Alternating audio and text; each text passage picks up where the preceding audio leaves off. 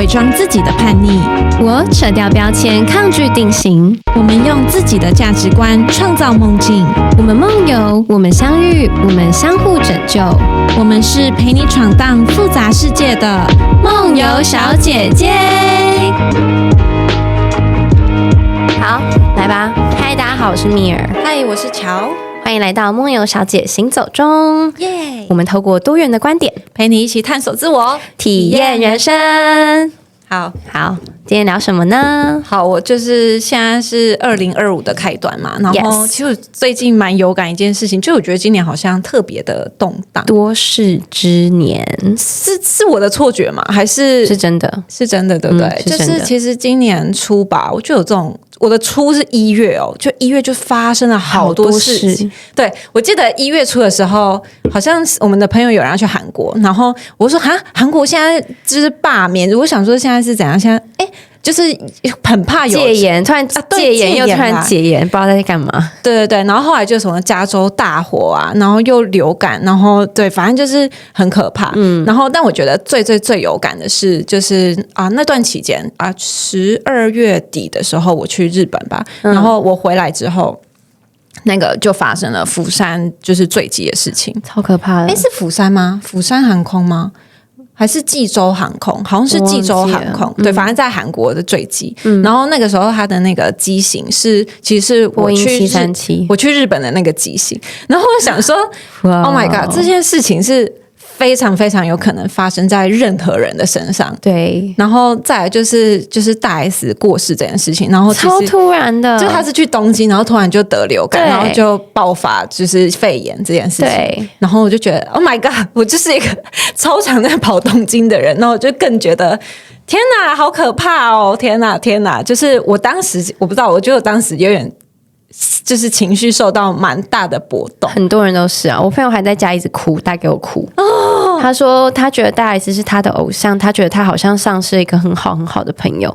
结果他跟我聊一聊，就跟我讲说，我不应该哭的，因为我现在正在跟我的好朋友聊天啊，好感人哦！天哪！可是我觉得我当下有大概这种感觉，就是当下好像都会觉得Oh my god， 怎么办？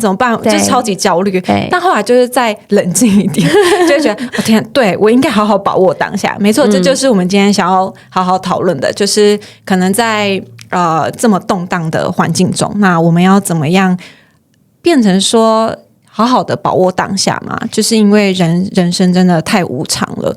对，我们有一些因为这些动荡的事情，让我们有一些感想跟体悟。对，那其实我那时候听到大 S 就是过世的时候，然后我想说，天哪，48岁，好年轻哦！想说我现在31岁，然后我就是只能活17年。然后我想说，天哪，17年，我觉得我好像很多东西我没有办法去达成，包含像是我想去很多地方，但我还不知道我有没有机会去。那我可能就要离开的时候，我就会觉得好难过。然后我在当下其实越想越觉得。就是身体很紧绷，然后情绪也很低迷的状态，然后就觉得怎么办？我人生好糟糕，我就突然陷入了活在未来那种很焦虑的状态。对，活在未来，你当下有这种感觉吗？我觉得我不是因为大 S 过世有这种焦虑的状态，就是活在未来状态。我是在我阿公阿妈过世的时候，我有活在未来的焦虑感。对，就是觉得。好焦虑哦！我完全忘记当下哦，我就会想说，我未来该怎么办？我会想说，天哪，未来如果我爸过世，我该怎么办？我一个人留在世界上怎么办的那种感觉。然后我就一直无止境的活到未来，或者是我就开始想，我退休的时候怎么办？我现在这个钱有办法撑到退休吗？那我在未来我到底会长怎样？我好焦虑，我不知道我现在该做什么去维持我未来的一致性，或者是让我的未来是我想要的。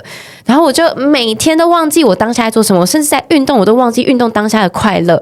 我在跟朋友聊天，我有时候也会飘走，就是我会一直活在未来。我觉得活在未来是一个最焦虑的状态。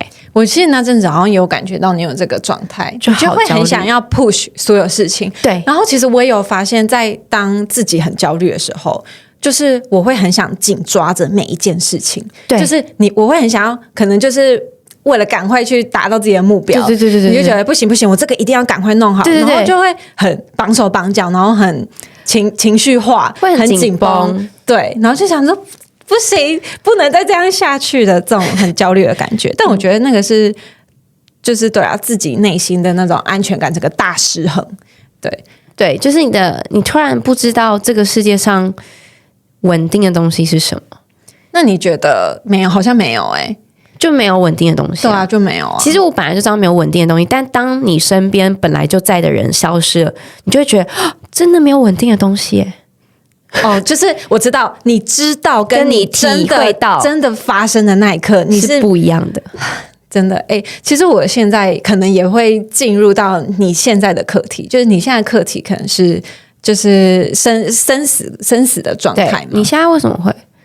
应该是说，像我们家狗狗很老了，而且它现在眼睛就是白内障，它就是看不到。就是我觉得养狗的人应该都会很有共感，就是当狗老的时候，你就大概知道你有一天必须要接受这件事情。但是我不知道，我就会觉得我有时候真的会预想就是到底会在哪个时候发生，然后但我又觉得我在发生的时候，我真的是没有办法接受因为可能现在每天到家，你都会看到他，就是他就是个 baby， 他就是个可爱的孩子，但他要离你而去，我就会觉得我真的无法想象。你这个心情，在我阿公当时生病的时候，我一直是这个状态，就是我一直知道他有一天会不见，可是我觉得。就是很担心这件事情发生。我记得很久以前，那个真的很久以前我们一起去 F Gallery 喝酒，然后那天我喝醉，我还在那边哭，我不知道你记不记得？就那一天你也喝很醉，对，那应该是蛮久以前，对，我们很久没有一起喝酒，因为我现在不喝酒，对，然后那个时候我就喝醉，然后我就在哭。我记得我印象很深，我那时候讲说，我想起来，我说我没办法接受。我阿公离开我怎么办？我还没有任何亲人离开我的这个经验，当时我真的很害怕，就是你不知道那是什么感觉，因为就是它很像是把你的一只手砍掉的那种感觉，硬生生这样拔开那种感觉，然后很血淋淋，很痛，真的。然后那我不知道为什么我对那个画面印象很深，但是在那个之后的2-3年，全部都发生了。所以你这种状态维持2-3年吗？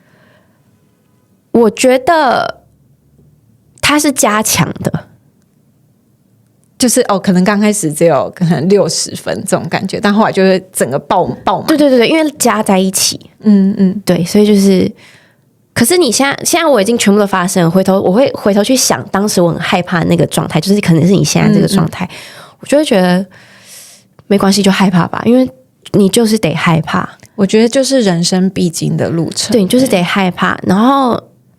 甚至我会想说，现在我会害怕以后，可是因为我知道，因为前面太害怕了，所以我现在把那个推太远了，我就害怕很久很久很久以后懂，你开始担心更远以后的事情了。对，以前我不会担心这么远，以前我就是担心1-2年就够了，眼前的事就够了。可是我不确定。我觉得这个改变不是一个太好的改变，因为我觉得不应该活在未来，应该活在当下。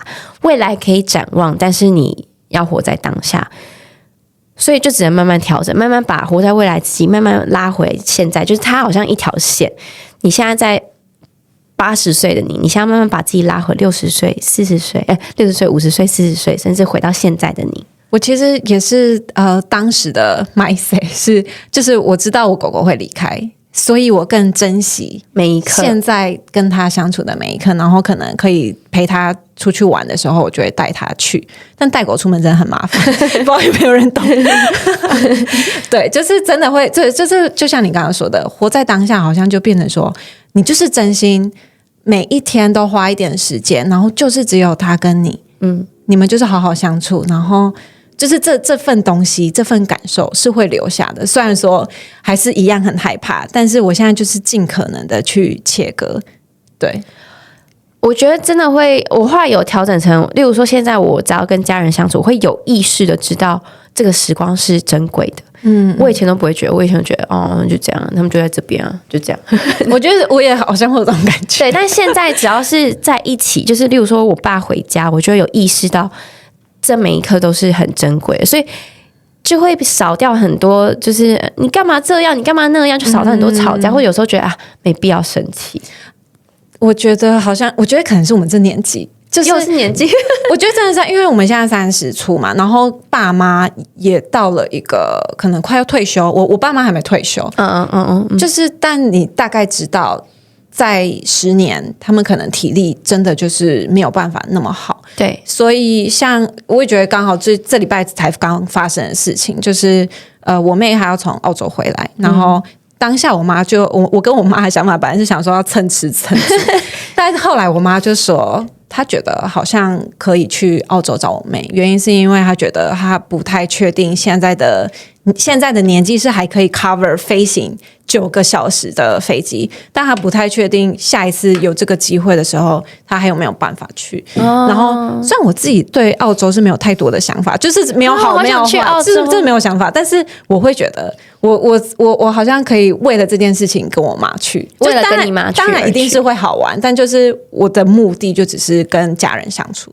我觉得这样很好。我觉得这有一种自己长大就是小时候可能会很觉得爸妈很烦啊什么这一类的，但长大就会觉得愿意多付出一点，愿意多花一点时间。对，而且我甚至想到，就是我妹之后回台湾，我想要去拍全家福的照片啊，我觉得这很好。我希望我家狗也可以，就是一起去。因为一定我甚至觉得以后大家各自结婚好了，就是大家没办法花那么多时间在一起，那真的就一定要留一些回忆，不管照片也好，一起多旅行也好，就是一个把握当下的一个行为吧。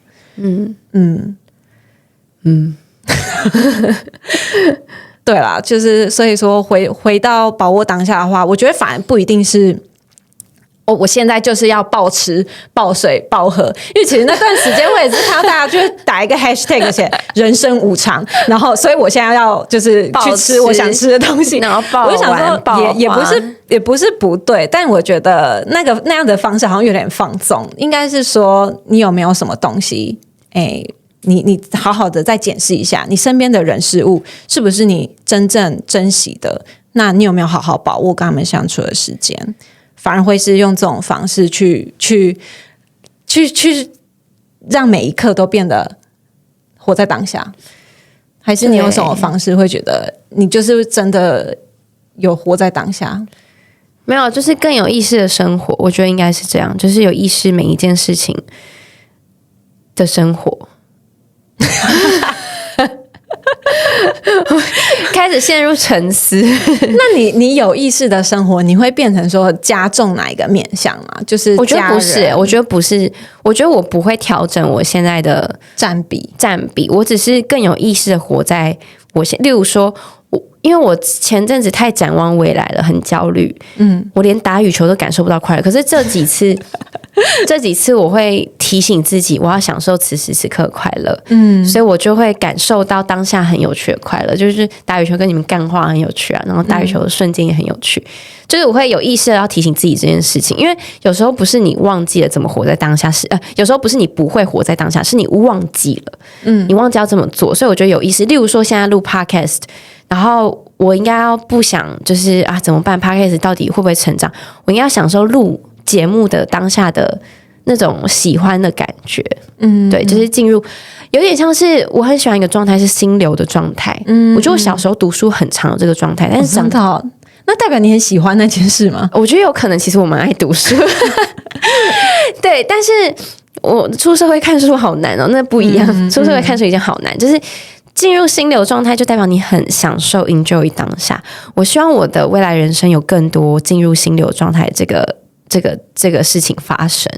对，我其实就像我们前面有提到说，如果你感觉到沮丧的话，就代表你活在过去；然后你如果感觉到焦虑的话，就代表你活在未来。但如果你感觉到你很平静，然后你是很接受所有事情的发生，不管那些事情可能是离开你的关系，甚至是新加入的生命，或者是不管是好的情绪是好的，或者是情绪很糟的，但你都能接受这一切的发生，然后你就觉得哦，这就是一个体验，就是感受这一切，你就是对，就是就像你刚刚说的，每一刻你都觉得很有趣，然后你想要转型的时候，那就代表你活在当下。我觉得其实也不一定每一刻都要有趣，就是每一刻当下那种感受是什么，就是要好好体会。例如说，其实有时候你也可以这样讲，很焦虑，我就感受焦虑吧。也可以，你也可以这样。你很生气，你就感受生气。我也是前几天听播音，然后他是一个心理咨商师，在讲就是如何让情绪流过去这件事情。其实这件事情，我在之前我很推荐一本书《觉醒的你》，其实也有讲到，就是当情绪来的时候，你不能去抵抗它，你就是让它通过，然后你去辨别这个情绪。其实我觉得也是一个活在当下的方式。我觉得是，尤其是。像有些灵性的教派嘛，就是好像会很提倡说正能量，但我就觉得并没有什么东西是正跟负的，对，就是每一刻都很重要。就像之前那个 Inside Out， 就是一定会有娇娇啊，那它其实它的用意就是提醒你，就是你有危险，你可能要怎么样哦，对，这样，那你还是有乐乐，但没有一个东西是可以单独存在100%的，情绪真的变得很复杂。对，但是当你接受这一切的时候，那就你就是观察自己哦，我现在在干嘛哦？那我觉得好像就蛮活在当下的。我觉得很焦虑，应该是快要失去这个感受，就像你现在的感受。然后我觉得你这个状态其实是好的因为它让你有心理准备，去接受它有一天可能不在的事实。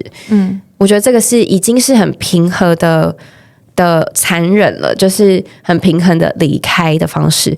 如果有些是突然发生的，你反而会措手不及。我觉得那个是更需要一些生命的韧性去面对的。对。但我觉得还是可以怎么讲，心态面就是你接受这一切的发生，不管那一刻是真的很突然，因为你没有办法控制嘛。如果真的很突然的时候，那你就只能好好的就是去面对。就当然听起来像废话，讲真的很干话。对，听起来真的很干话，但是说到底你就是没办法控制啊，所以你就是生命的这一切就很像水流一样，发生什么你就是接受这一切。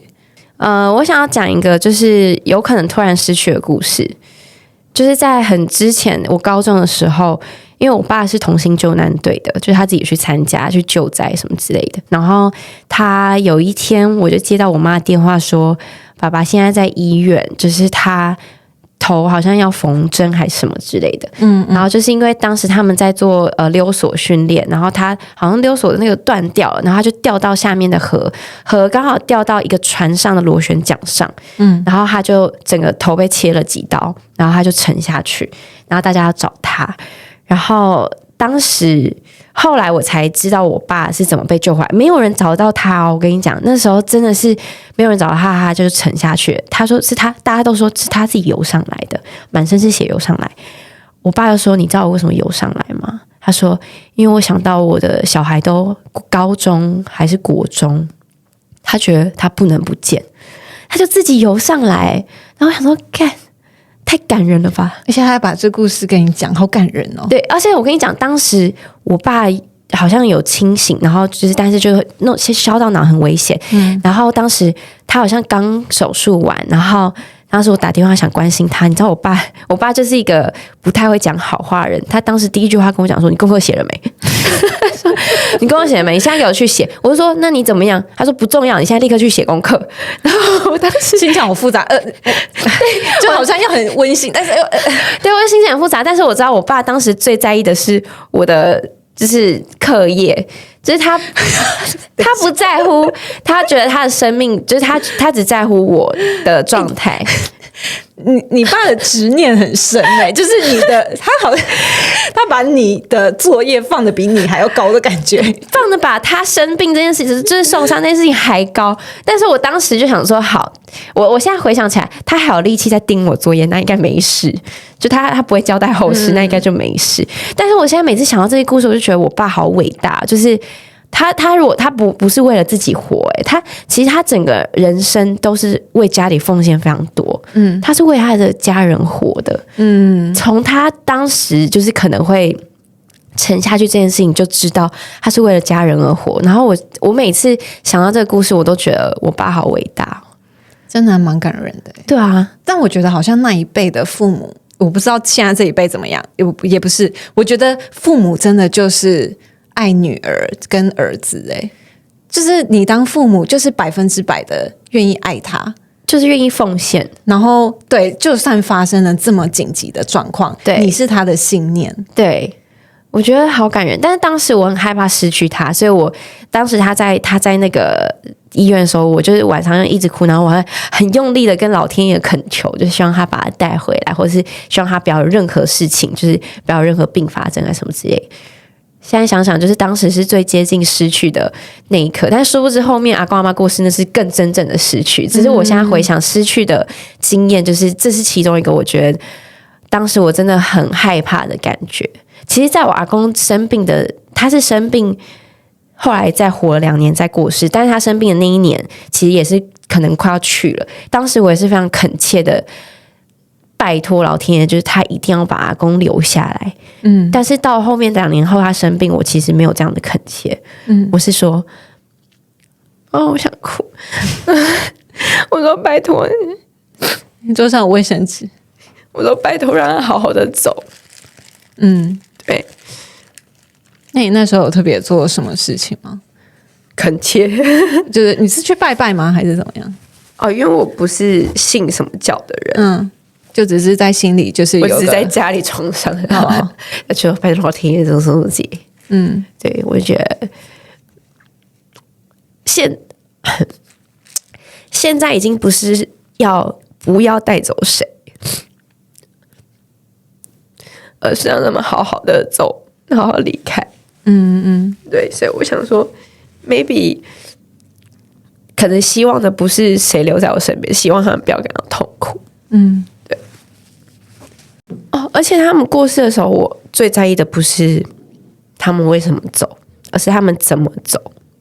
怎么走是什么意思？就是会不会很痛苦？会不会痛？对。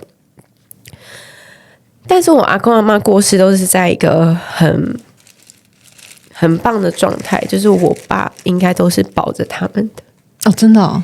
因为人在过世的时候会，我不知道大家有这个经验，就是会僵硬，你会失禁。是啊，你会就完全放松。对，你会完全放松。所以他们在过世的前一刻都便秘了，然后我爸都是抱着他们去厕所洗。那个时候是还有呼吸的吗？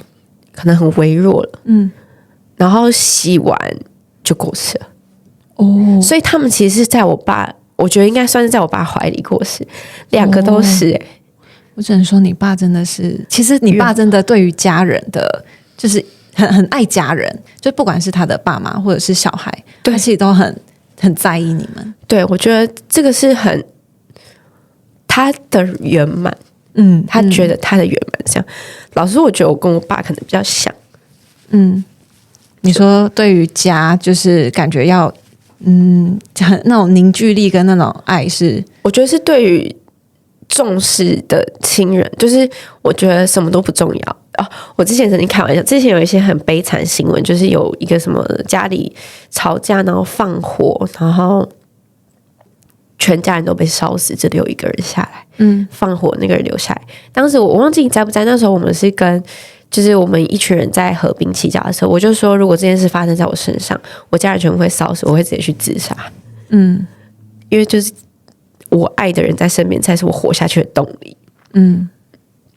我觉得我爸可能，我觉得我跟我爸可能这一点蛮像。对对对，就是就很爱家人，然后很希望大家可以在一起啊。我觉得不是这样，是他们的存在对我们来讲非常重要。对，所以我觉得这点超感人的。我想我爸这样，我爸真的超感人的。我觉得他做得很好。但确实真的是到最后一刻，然后还是就是在你爸怀里中离开，我觉得这真的蛮感人的。对啊，而且就是真的很感人。对我，因为这件事情，我都一直在想，死亡到底是什么感觉？我就一直在想，然后我还一直去查，然后就有人说，死亡很痛。他说，因为谁说的？我忘记从哪边看，他说死亡是从你的灵魂从身体抽出来的那个瞬间是非常非常痛的，但是痛之后，你之后到了另外一个世界。你就变得好快乐，你会是前所未有的幸福感。你说所以是没有病痛的去那边，就是你抽离肉体之后，你会很轻，然后你会感受到前所未有的幸福，你会到一个很棒的地方。对。然后其实我看大 S 影片，他有讲到过这一段，他说死亡后的世界是非常美好的。他说他的目标就是有一天到达那个世界，那他的任务就完成了。所以其实我看到大 S 讲这段，然后又看到大 S 过世的新闻，我觉得他到了他想要去的地方。他会有这个经验是之前我不知道他那个前后文是什么，但是他就是有讲出这件事情。然后我的确在网络上找到一些资料，也有讲过这件事情，就是死亡后世界是非常美好的，就是你会觉得很幸福，但是在抽离的那个瞬间，你可能会很痛。但其实我那时候不是在想这些，我其实是怕他们是什么窒息而死啊，或者是什么。因为我阿公他是因为他没办法，他一定要有氧气补给，然后当时那个氧气没有用了，然后他后来才死亡。但其实也许他的寿命本来就应该尽了，只是硬是用氧气瓶让他就是延续下去。我那时候听到他的死因的时候，我很怕他是窒息死掉，因为我觉得那一定很痛苦。对，就是那所以最后是什么？我没有去深究，但是就是反正就是因为没有氧气瓶供氧，然后他血氧浓度太低，然后死亡。我后来是因为血氧浓度低的死亡，你没有感觉是没有感觉，就像很多人潜水，你要一直就是很多人会快乐死亡，快乐缺氧，就是这个意思。你血氧浓度很低，你就会死亡，可是你没有感觉，所以潜水的人你一定要。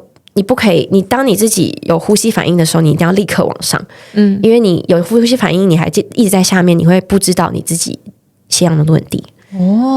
对，完全不知道这个。对，就其实我觉得你刚刚讲的那个，有点像是我们现在活着的这个世界跟死亡的世界。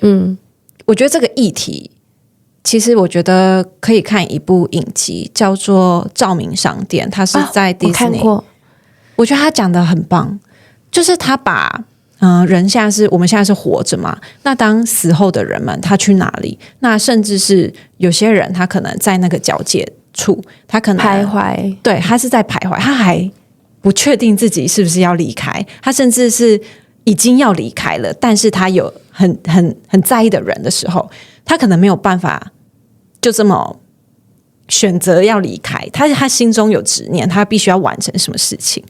对，但我觉得看完之后会觉得很温馨，因为你会觉得离开后的世界其实就跟我们的世界其实是一样的。那它只是我们就是应该是说生死的交界，虽然说很明确，我们也没办法再看到彼此，但是他们在那个世界是真的。